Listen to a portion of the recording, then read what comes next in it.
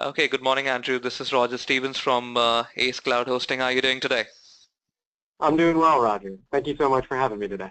Yeah, it's great to have a virtual acquaintance with you. It's a wonderful day, and just for our viewers, I wanted to give a context that I heard about your speaking session at Accountex, and had a similar situation at our workplace, and so I wanted to connect with you and wanted to learn a bit more since I couldn't attend that session that you did there about developing a system for choosing an accounting software for your clients. So what really happened Yeah. was that within our business, we do like cloud hosting for our clients, especially dedicated into the accounting software area. So we host multiple applications like QuickBooks, Sage, uh, Microsoft Dynamics, and like one of our prospective clients end up asking us that he has not decided what he likes to host, but he asked for our suggestion. We did a fair job, gave him and his feedback at the end of the project was nice, that what we chose for him was actually suitable to his requirements.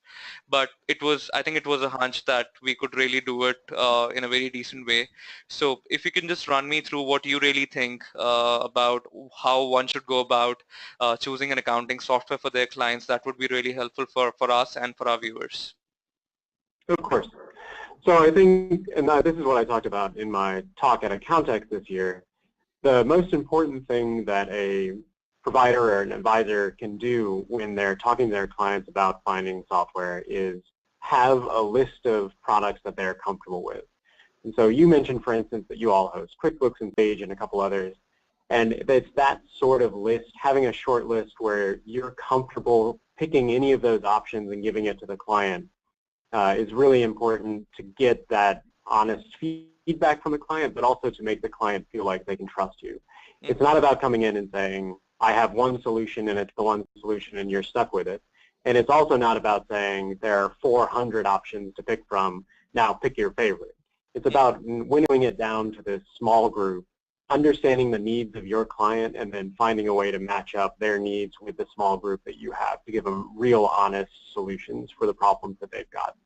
But the bigger question is that since there are so many solutions available with so many features these days, how to really find out that what your client really wants at the end of the day? Because that's a tricky question to start with, because if your direction goes wrong in the beginning, that the eventual result won't be right, that's for sure. Yeah, one of the difficulties that I think many advisors or providers are having right now is that they're switching over to this, it's not, I don't want to say it's a strictly sales mentality, but it's a slightly different sales system than they've used before. And part of that system is really understanding the outcomes that your clients are looking for.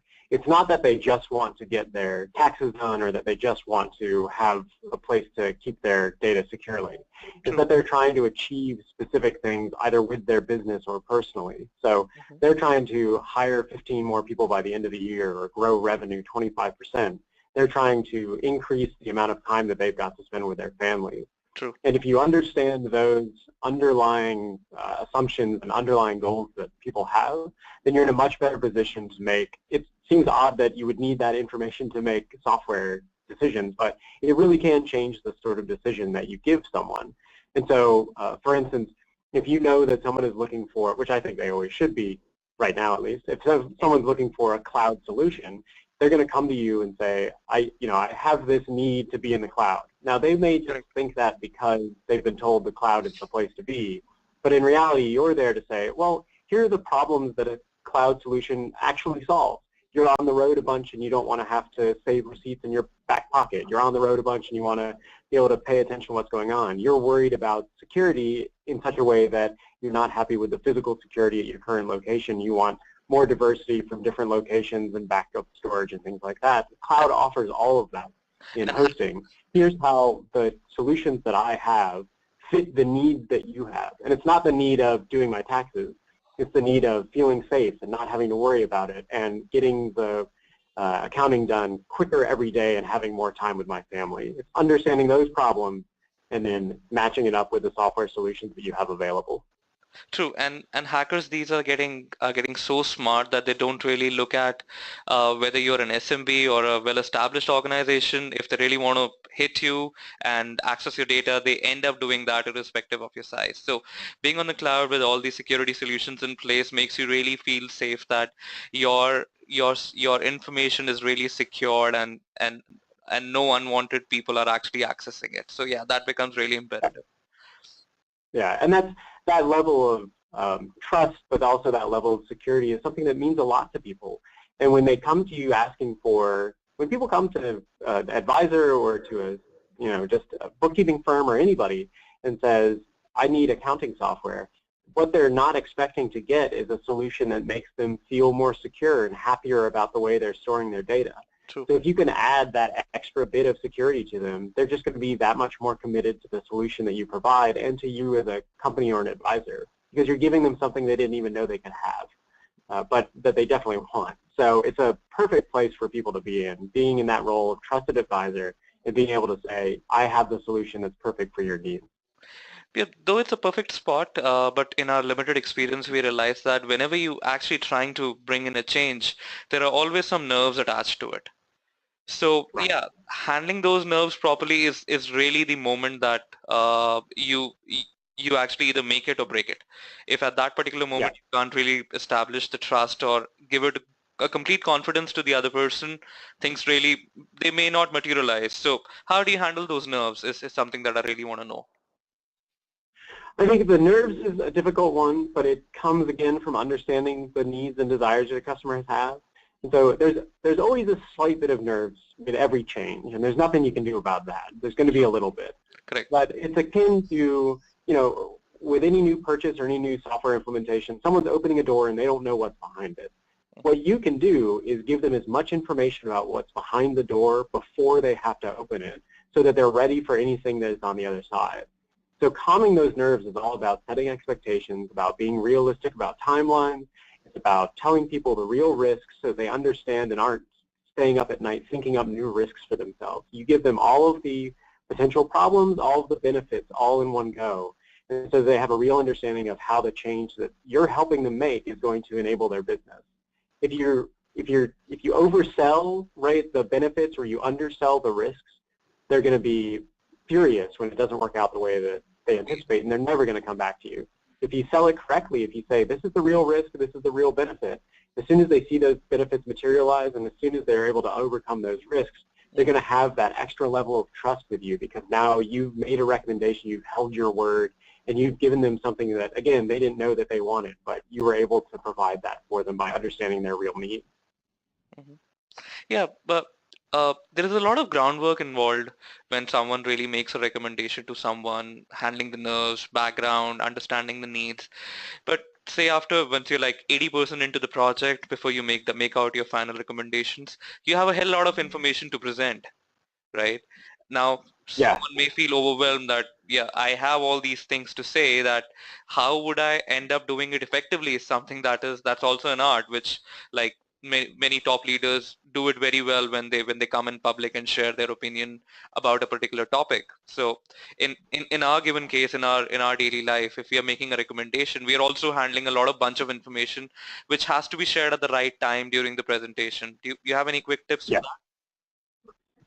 that? My tips for that sort of presentation are always just to make it as, it's all about reading the audience. It's all about making your audience as comfortable as possible. So it's going to be different each time you talk to someone. The first company you talk to may want to know all those risk factors right up front because that may be the thing that they're most worried about. Whereas somebody else may want a little more hand-holding about the process at the beginning. You have to understand the first hurdle that your client is facing before you can figure out the way that you're presenting the material back to them.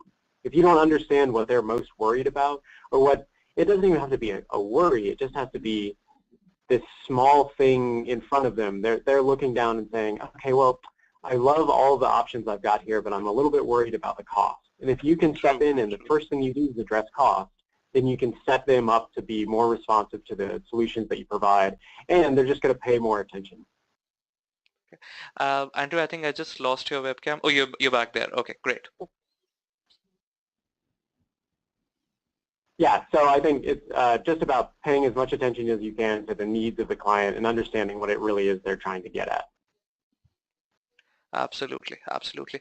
Now, like after you've done everything right, understanding where they're coming from, handling their nerves, giving them a recommendation, like there could be two aspects to it, that either you're going to do it, your recommendation would really float in and would give good results, or either you'll fall at your face, or maybe it's like a below average job.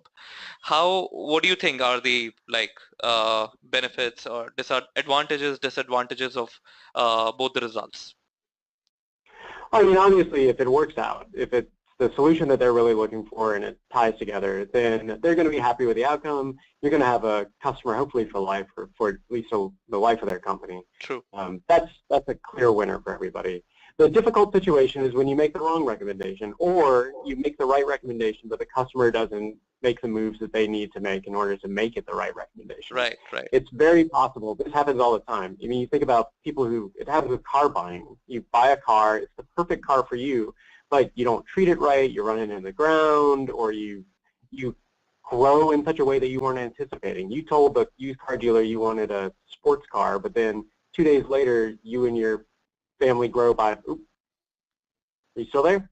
Yeah, I'm still there. I just lost your Oh, okay. webcam there. Yeah, sorry about that. I'm a little spotty here. Yeah, if as a client you have these unexpected changes, then it's possible that the product changes underneath you and you're no longer the right fit for the product that's been recommended. Or as an advisor, it's possible that you make the wrong recommendation. And those difficult situations to be in because you haven't followed through with what you were promising. You said you were going to find the right solution and it didn't work out that way. The only thing that you can do, I think, from those situations is what we do whenever we fail at anything else, which is try and learn from as much as possible, try and retain at least a positive relationship with the customer, if not the customer themselves, and then move on and use that information to make a better recommendation next time, or to ask better questions next time, or to give better risk recommendations next time, to say, this is the right product, but you need to do X, Y, and Z. You have to understand how important it is to do those things. So there's a lot to be learned from failure, but failure is still frustrating. Yeah, as a matter of fact, the client that we actually did that recommendation for and things went fairly well, he signed up like a 2-year contract with us, which is like a very decent tenure to start your relationship with, because generally people do like a 1-year contract to start with, and 95%, 96% of our clients do end up renewing every time. So yeah, but this guy was like a 2 years upfront, which was a great news. So yeah, I think things that you mentioned do really happen, and their repercussions and the way you go about it are very close to the way you described. So I thank you very much for that, Andrew. And I've read your content quite a lot around the same lines, and you've been writing quite a great stuff in the accounting software world, and I dedicatedly follow your content and my team, because we try to copy your style of writing, so that's something we look forward to, and I must admit, because I have you on the line here. Thanks very much, Roger. I appreciate it. Yeah, we like what we do over at Capterra. We think we can help people out as well. So it's nice to be able to talk to folks like you and to go to Accountex and to do all these things where we get to really try and help both the suppliers, you and QuickBooks and the Sages of the world, approach their customers a little bit better, but also have those customers get a little bit better understanding of the product that they're purchasing. Sure, definitely. I like to call this session now, because I think our viewers have got the most what we wanted to share with them. But yeah, it was really nice speaking to you, and we love to touch base with you more on similar topics, so that Yeah, people I'm always and other professionals get to do the most with your experience. Yeah, well, anytime. I really appreciate your time. Thank you, Andrew. Have a good one, sir.